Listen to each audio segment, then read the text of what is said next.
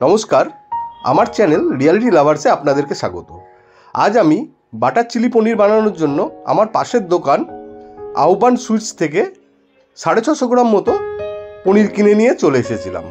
তারপর butter chilli পনির বানানোর জন্য পনিরগুলোকে আমি এইভাবে কেটে নিয়েছি। আগে বাটার চিলি পনির বানানোর জন্য আমি গোটা আস্ত 4টে পেঁয়াজ নিয়েছিলাম, যেটাকে আমি এইভাবে টুকরো টুকরো করে কেটে নিয়েছিলাম। 2টো আস্ত ক্যাপসিকাম নিয়েছিলাম, যেটাকে এইভাবে কাটা হয়েছে। একটা টমেটো, যেটাকে কুচিয়ে নিয়েছিলাম। অনেকগুলো রসুন কোয়াকে আমি এইভাবে ছোট ছোট করে কুচি করে নিয়েছিলাম। 4-5টা গোটা লঙ্কাকে চিড়ে নিয়েছিলাম। লাগবে অল্প সামান্য জিরে গুঁড়ো, ধনে গুঁড়ো মিক্সড। একটা বাটার নিয়ে নিয়েছি আমুলের, আর একটু আদা রসুন paste, green chilli sauce, soya sauce আর টমেটো সস, যেটা আমি ইউজ করব। পনিরের টুকরোগুলো ভাজার জন্য আমি একটা প্ল্যাটার ইউজ করব কোটিং করার জন্য। সেটাতে আমি নিয়েছি কর্নফ্লাওয়ার, 2টো গোটা ডিম আর গোলমরিচ গুঁড়ো, সেটাকে মিক্স করে নিয়েছি। পনিরগুলো ভাজার জন্য আমি সাদা তেল ইউজ করব। আমি এখন পনিরগুলোকে কোটিং করে নিয়ে ভেজে নেব।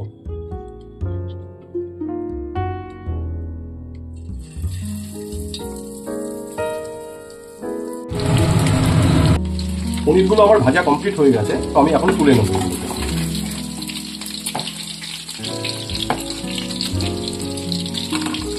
আমার পনির ভাজা কমপ্লিট হয়ে গেছে, তাই আমি এবার রান্নার প্রসেস শুরু করব।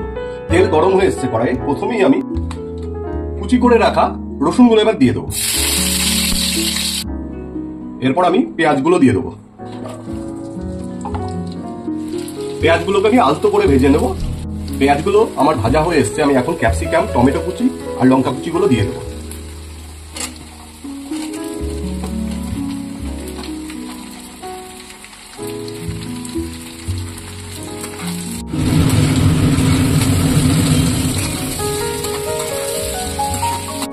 এবার আমি আদা রসুন পেস্ট এন্ড জিরে গুঁড়ো, ধনে গুঁড়োটা দিয়ে দেবো।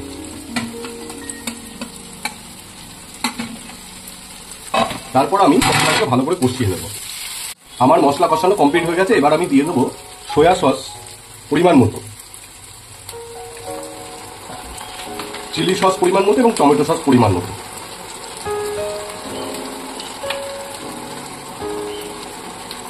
এটাকে আমি ভালো করে কষিয়ে নেব। এবার পরিমাণ মতো নুন আপনারা দিয়ে নেবেন। এই হয়ে গেছে। এবার আমি ভাজা পনিরগুলো ফেলে দেব। তারপর এটাকে ভালো করে মেখে নেব।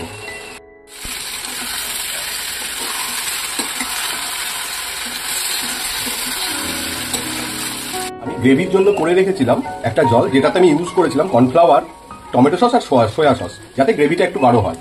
আপনারাও এটা ইউজ করতে পারেন। এবার আমি জলটা দিয়ে দেব।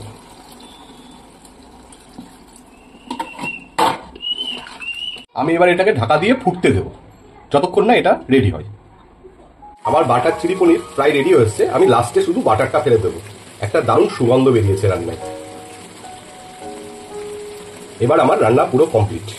আমার চিলি পনির বাটার আমি রুটি দিয়ে খাবো। আপনারা চাইলে আপনারা ফ্রাইড রাইস দিয়েও খেতে পারেন।